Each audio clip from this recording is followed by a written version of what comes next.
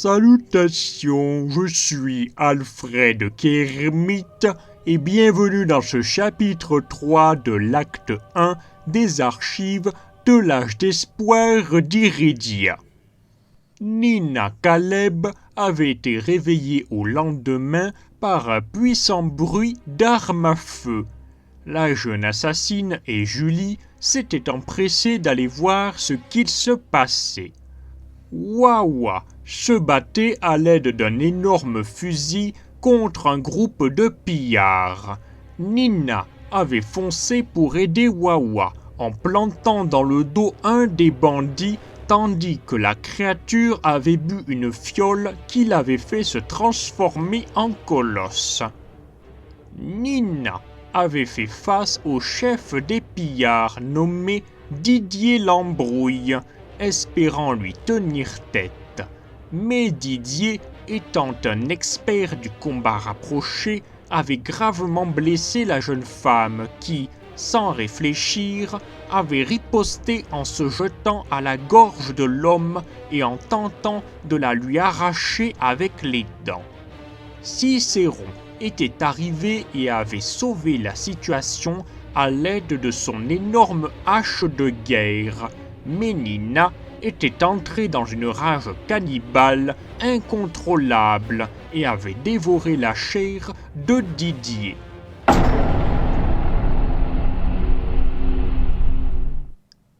Nina avait repris connaissance au campement un peu plus tard et avait retrouvé difficilement ses esprits.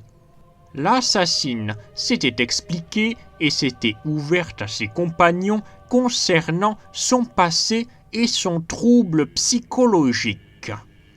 Wawa avait réparé l'armure de Nina pour la remercier de l'avoir aidée et s'en était allé comme un prince. Par la suite, Nina était retournée à Clairjour et avait fait ses adieux au vieux Bill, au héron malade. L'orque avait offert un pendentif à Nina qui avait éclaté en pleurs et l'avait pris dans ses bras, le considérant à présent comme son père de cœur.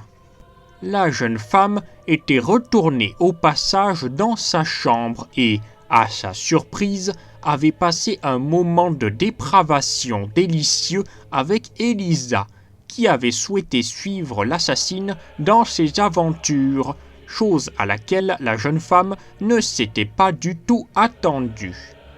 Ensuite, Nina s'était rendue à l'atelier de forge d'André pour y faire également ses adieux.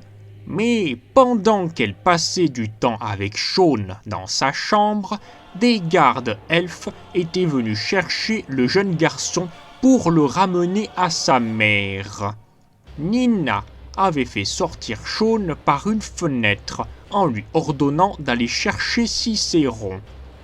Retournant secourir André en assassinant le chef des gardes, elle avait fait un choix lourd de conséquences, en profitant de la maladresse de ses subordonnés pour foncer au héron malade.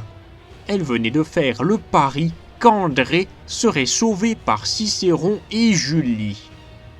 Arrivant à la taverne en proie aux flammes, Nina avait profité de la vindicte de la foule contre les gardes pour tenter de sauver le vieux Bill. L'assassine était entrée à nouveau en rage et avait perdu ses moyens, mais l'arrivée de Talbot l'avait calmé. Le vieux Bill étant sain et sauf, Nina était retournée à l'atelier d'André aussi vite qu'elle le pouvait.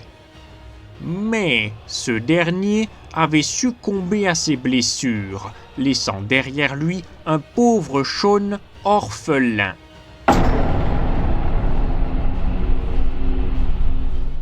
La culpabilité avait fait entrer Nina dans une colère noire, si bien qu'elle avait juré de se venger des responsables de tout ceci.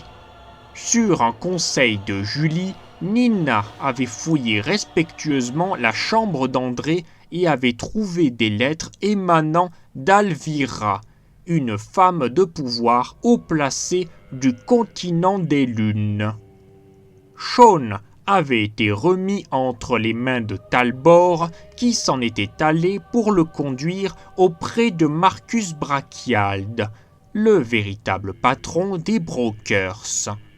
Nina, Cicéron et Julie avaient quitté Clairjour, Elisa intégrant la famille avec la bénédiction improbable du bouffon.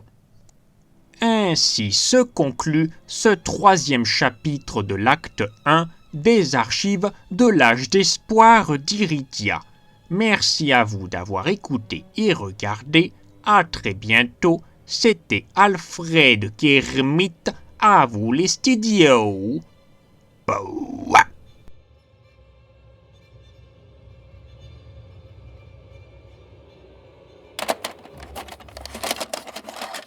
Ah! Horreur! Abjection! Saloperie! Cette Alvira des lunes! Non content de rendre ce pauvre petit Sean orphelin, il a fallu qu'en plus, en prime, elle m'humilie de la sorte. Pourquoi est-ce que je passe maintenant? Pour une égoïste, voilà tout.